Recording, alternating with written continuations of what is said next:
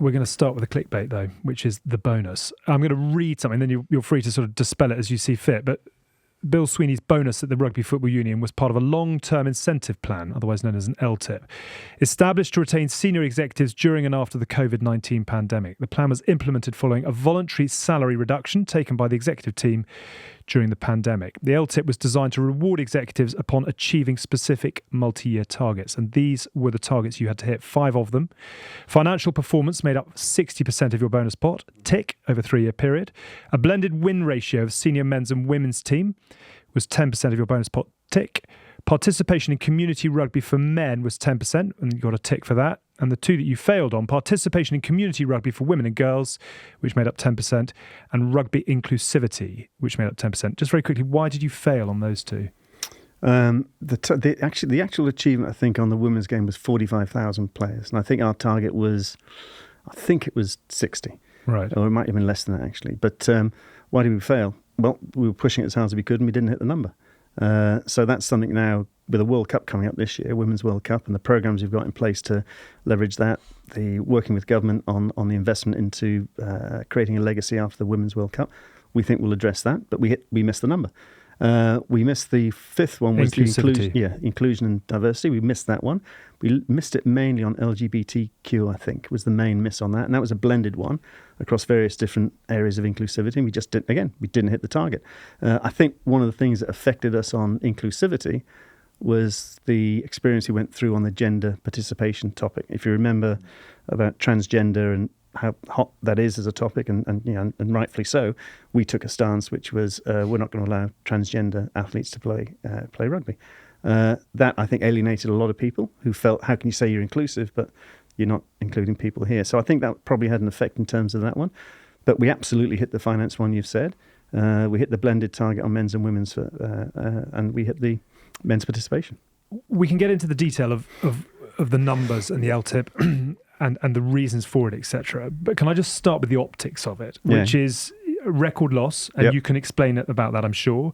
42 members of the RFU made redundant, and yet there is a big chunk of cash paid out to senior management. From an optics point of view, can you understand why there has been the reaction there has? 100%.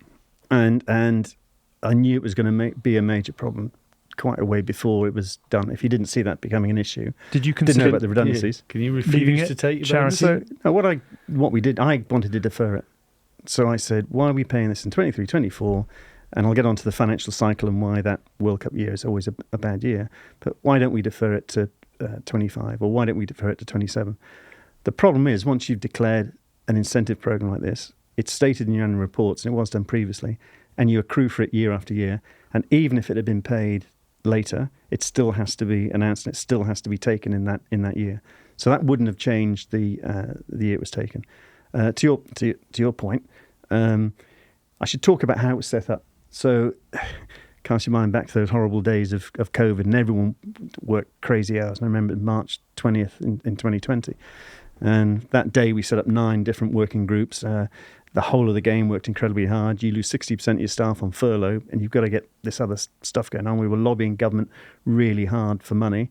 And if you remember, they had that sports winter survival fund, 350 odd million. I think we got 140. So you got the most of any sports. We had a disproportionate amount came to us, and we got criticised, or government got criticised at the time, for protecting a posh white sport as opposed to whatever. So, but that was a recognition by government that one of the great assets of rugby is that rugby clubs own their own assets and are at the heart of the community, and therefore that was an investment into the community. So that took an awful lot of work to do. It wasn't just us that did a good job through COVID. I mean, all the volunteers did a brilliant job, and I don't think we lost a club through COVID in the community game. So as we were coming towards the end of that, I don't want to touch another point you just mentioned there, but as we're coming towards the end of that, we knew that the harder task wasn't necessarily surviving through COVID. It was the post-COVID challenge, because you've got clubs coming back, your costs are coming back up, revenue generation was harder. Sponsors were nervous about what was going to happen, so it was harder to drive your revenue side. So we knew that the COVID recovery plan was going to be very difficult to implement. The board and the remuneration committee wanted to retain myself and the executive team through that next cycle, through the end of 23-24. At the time, I don't know if you remember as well, but it was called the Great Move at the time. People were leaving their jobs, changing. Senior executives are well in demand. People just opting out of commercial life and business life. They thought, different lifestyle.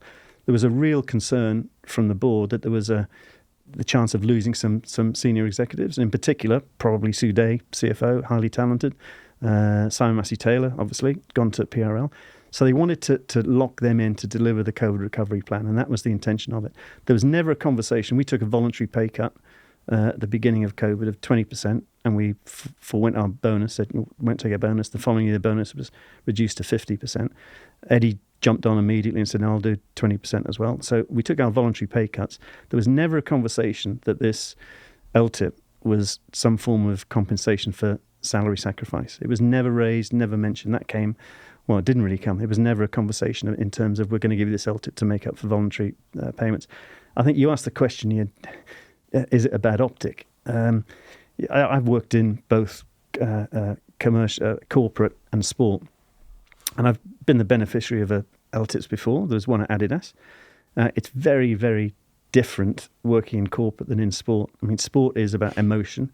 It's about, how do you go to a club and you're arguing about, or not arguing, discussing travel funding at 250 quid, and then I've got this bonus. So it's one thing to be able to live and work with an LTIP in the corporate world. It's very difficult in the sports world.